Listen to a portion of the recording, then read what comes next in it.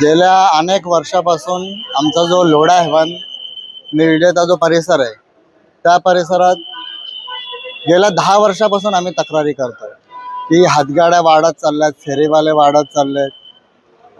अनेक बाहेरनं म्हणजे मुंब्रा कौसासारख्या ठिकाणी तिकडनं फेरीवाले येतात, फ्रूटवाले येतात.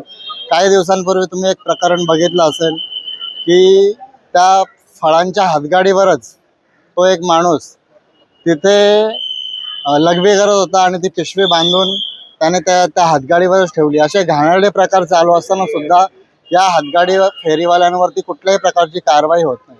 आठवड्याचे 7 दिवस असतात, पण 7 दिवसापैकी 4 दिवस तिथे आठवडा बाजार भरतात. त्याच्यामुळे आम्हाला ट्रॅफिकचा त्रास होतो.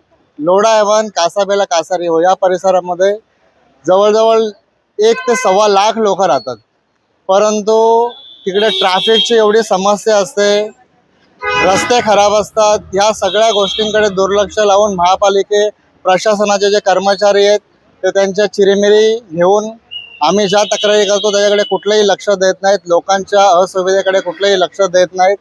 आम्ही वारंवार तक्रारी देऊन आता अक्षरशः थकलेलो आहे. आता आम्ही तिघं पण ज्या पॅनलमधनं निवडून येतो त्या कोळेगाव नाक्याला देखील मोठ्या प्रमाणात फेरीवाल्यांचा विळखा पडलेला आहे. तिकडे मेन हायवे असून, बदलापूर पाईपलाईन रोडचा मेन हायवे असून मोठ्या प्रमाणात तिथे रोज बदलापूरला, अंबरनाथला जाणाऱ्या लोकांना ट्रॅफिकला सामोरं जायला लागतं.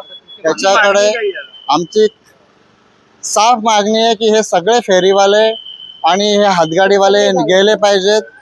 सगळे आठवडा बाजार बंद झाले पाहिजेत. हे जर आता 4 ते 5 दिवसात नाही बंद झाले तर आम्ही पुढच्या आठवड्यात वॉर्ड ऑफिसवरती किंवा या महानगरपालिकेच्या मुख्यालयावरती मोठा मोर्चा काढणार आहे आणि निषेध व्यक्त करणार आहे. जे कोणी स्थानिक असतील किंवा नसतील त्याच्याशी आम्हाला काही लेणं देणं नाहीये. लोकांना होणारा त्रास ते आमचा मुख्य प्रश्न आहे आणि या त्रासापासून लोकांना मुक्त करणं ही आमची प्राथमिक मागणी आहे.